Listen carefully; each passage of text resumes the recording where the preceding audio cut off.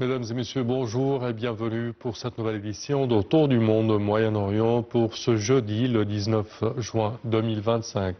On commence tout de suite notre édition avec ce commentaire. Dans le cadre de la coordination continue avec les pays arabes frères face au développement rapide dans la région, le ministre des Affaires étrangères et de l'émigration, Dr Badr Abdelati, a eu hier plusieurs appels téléphoniques. Ces échanges ont permis de discuter de l'escalade militaire entre Israël et l'Iran, ainsi que de ses répercussions sur la paix et la sécurité régionale et internationale. Pour plus de détails, voici un commentaire. Dans le cadre de la coordination continue avec les pays arabes frères face au développement rapide dans la région, le ministre des Affaires étrangères de l'immigration Badr Abdelati a eu hier des entretiens téléphoniques avec le vice-premier ministre et ministre des Affaires étrangères irakien Fouad Hissine, qui assure actuellement la présidence du sommet de la Ligue arabe, le ministre des Affaires étrangères du Royaume d'Arabie Saoudite, le prince Faisal Ben Farhan, et le ministre des Affaires étrangères du Royaume de Bahreïn, Abdelatif Ben Rachid Zayeni. Ces échanges ont permis de discuter de l'escalade militaire entre Israël et l'Iran, ainsi que de ses répercussions sur la paix, la sécurité régionale et internationale. Les ministres ont échangé leurs points de vue sur les moyens de contenir l'escalade, d'instaurer un cessez-le-feu et d'éviter l'élargissement du conflit. Ils ont souligné l'importance cruciale d'une résolution de la crise par des moyens politiques et diplomatiques et de déployer des efforts concertés pour empêcher la région de sombrer dans le chaos. L'importance de relancer les négociations sur le programme nucléaire iranien a également été réaffirmée. Les parties sont convenues de poursuivre leur coordination conjointe pour suivre l'évolution de la situation et intensifier les efforts collectifs en vue de mettre fin à l'escalade et de revenir à la voie des négociations. Et pour plus d'explications sur ce sujet, mesdames et messieurs, nous avons le plaisir d'accueillir au bout du fil Dr Hassam Abdel Fattah, qui est professeur de discours politique. Bonjour. Oui, bonjour. Alors, Dr Hassam, premièrement, quand on parle de la crise actuelle, le conflit entre Israël et l'Iran, quelles sont vos prévisions là-dessus et vos analyses de cette situation? Écoutez, parce qu'on est confronté à une situation assez compliquée et ambiguë. Oui. On a entendu, par exemple, Trump. Peut-être oui, peut-être non, que les Américains interviennent ici dans cette crise. Et certainement, Israël a besoin de l'intervention américaine. Il y a toujours une crainte qu'Israël, par exemple, commette une bêtise. À titre d'exemple, elle pourrait de quelque part envoyer, par exemple, bombarder une des bases américaines pour obliger les Américains à intervenir. Or, la situation actuelle, on sait très bien que jusqu'à maintenant, qu'Israël a fait preuve de supériorité sur le plan militaire, étant donné qu'on a découvert beaucoup de failles dans la sécurité, dans le système de sécurité iranien. Oui. C'est-à-dire qu'elle a su, par exemple, implanter beaucoup d'espions depuis très longtemps, depuis peut-être plus de 4 ans, parce qu'on a vu, il y a des Iraniens qui ont travaillé au service d'Israël et qu'ils servaient d'espions pour Israël. Et ça, vraiment, ça c'est le résultat qu'on voit. C'est à cause justement du régime autoritaire de l'Iran. Mais actuellement, les Iraniens, quelle que soit la couleur politique à laquelle il appartient, ça veut dire opposition ou bien pas opposition, eux, ils soutiennent certainement le régime devant l'ingérence extérieure. Ce qui fait que maintenant, c'est que l'Iran actuellement se contente d'envoyer des missiles balistiques, par exemple. Et que, c'est-à-dire qu'une grande partie de ces balistiques, certainement, ont été interceptées par l'arsenal militaire d'Israël, mais quand même, elle a pu quand même atteindre des objectifs assez délicats, sensibles, comme on a vu, et qu'actuellement, la population israélienne en souffre à tel point qu'il y a une grande partie de cette population actuellement s'abrite dans les stations de métro, dans les stations de... Enfin, c'est-à-dire que cette peur, ça un petit peu, c'est une opposition farouche contre le régime israélien. Ça, on le voit. Mais Netanyahou, semble-t-il, s'attendait à ce que les bombardements israéliens règlent la situation de manière définitive. Or, il semble qu'il n'a pas réussi à le faire. Oui. Et c'est pour ça qu'il est très difficile de parler d'une victoire israélienne, jusqu'à maintenant. Mais le ciel, on le sait, le ciel iranien appartient complètement ici aux avions israéliens. Mais jusqu'à maintenant, Israël avait pour objectif tout d'abord de détruire complètement les centres nucléaires et surtout le centre de, comment ça s'appelle, j'ai oublié son nom, le Fort Howard, je pense, c'est-à-dire, Oui. mais ils ont besoin bien sûr d'un bombardement, d'intervention militaire américaine, parce qu'on possède l'arme qui puisse atteindre vraiment ce centre. Est-ce que les Américains vont intervenir? Il y a aussi Alors, pour les Américains, qu'est-ce qui les empêche d'intervenir là-dedans? Il y a le parti républicain, le parti de Trump est fracturé. Il est divisé en deux parties. Et il faut vraiment calculer les conséquences. Les conséquences seraient désastreuses. Vous savez très bien que si par exemple les Américains interviennent, à titre d'exemple, ils pourraient peut-être bombarder ici le centre nucléaire. Mais à quel prix? À quel prix? Ça veut dire qu'ils devraient sacrifier les bases américaines qui se trouvent dans les pays du Golfe. Oui. Parce que certainement, ces bases sont à la portée aussi de l'arsenal militaire iranien. Et puis, jusqu'à maintenant, c'est-à-dire, il y a les pays contigus, les pays voisins, comme par exemple la Russie, la Chine.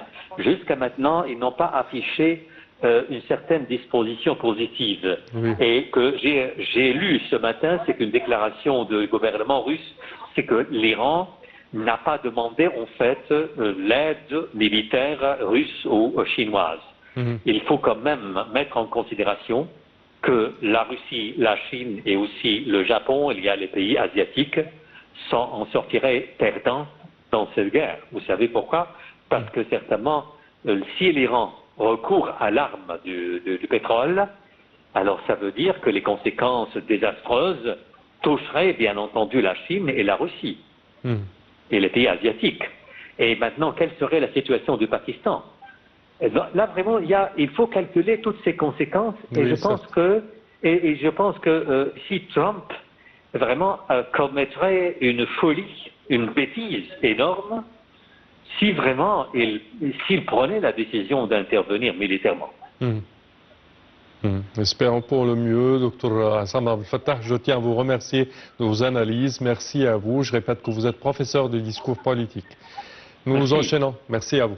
Alors, nous enchaînons, chers téléspectateurs, avec cette information. Le Premier ministre, Dr Moustapha Madbouli, a annoncé lundi la formation d'un comité de crise pour surveiller les répercussions en Égypte de l'escalade des opérations militaires entre l'Iran et Israël. Selon le communiqué du Conseil des ministres, ce comité, présidé par Dr Madbouli, se réunira régulièrement pour discuter avec les conseillers et les experts et évaluer l'impact du conflit sur les secteurs clés.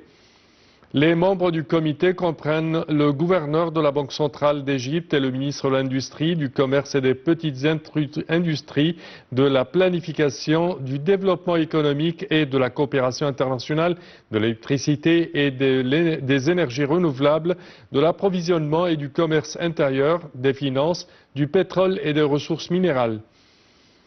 Des représentants du ministère de la Défense, du ministère de l'Intérieur, du Service général des renseignements et de l'autorité du contrôle administratif y participent également.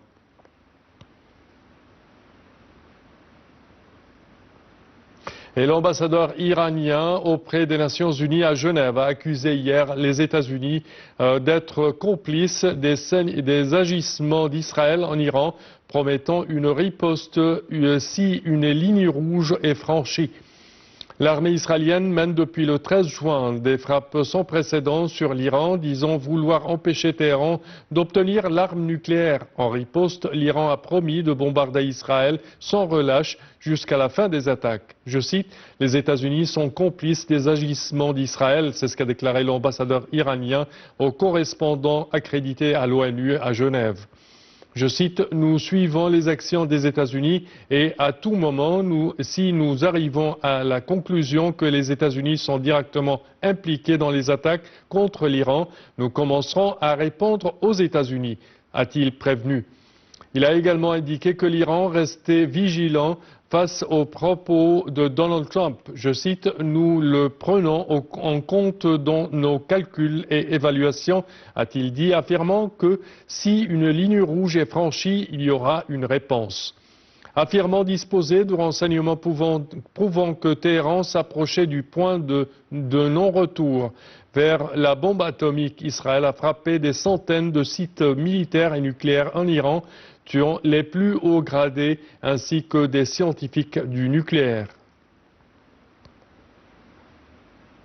L'armée israélienne a annoncé hier pour la première fois depuis le début de sa campagne de frappe sur l'Iran qu'un de ses drones était tombé en territoire iranien après avoir été visé par un tir de missile.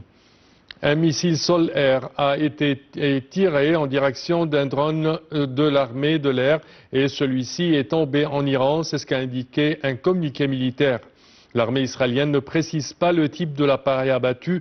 Plus tôt, l'agence de presse de la radio-télévision d'État iranienne avait annoncé que la défense antiaérienne avait abattu mercredi matin un drone de pointe Hermès dans le ciel d'Isfahan, dans le centre de l'Iran. Et le chef de la diplomatie, Dr Badr Abdelghati, et le Premier ministre palestinien Mohamed Mustafa se sont entretenus au téléphone lundi pour discuter de l'évolution de la situation dans la bande de Gaza et des répercussions régionales des attaques israéliennes contre l'Iran, selon un communiqué publié par le Conseil des ministres. Je cite, l'Égypte rejette catégoriquement la politique israélienne de la faim et de la punition collective qui constitue une violation flagrante du droit international humanitaire. C'est ce qu'a déclaré Dr Abdelghati après avoir passé en revue les efforts déployés par l'Égypte pour rétablir le cessez-le-feu dans la bande de Gaza et faciliter l'acheminement de l'aide humanitaire en coopération avec le Qatar et les États-Unis. L'Égypte insiste sur l'importance de préserver les droits inaliénables du peuple palestinien et condamne les opérations militaires israéliennes ainsi que les violations et incursions continues des colons israéliens en Cisjordanie. L'Égypte a réaffirmé l'importance d'une solution politique pour régler la question palestinienne et créer un État palestinien indépendant basé sur le droit du peuple palestinien à l'autodétermination et la solution des deux États. L'escalade guerrière rapide et continue au Moyen-Orient, la confrontation militaire entre Israël et l'Iran et ses répercussions extrêmement dangereuses sur la sécurité et la stabilité de la région ont nourri l'échange entre les deux responsables.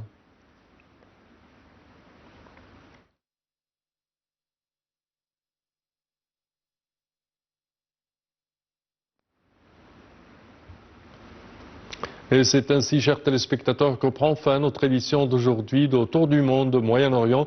Je vous remercie de votre attention et je vous donne rendez-vous la semaine prochaine. Au revoir.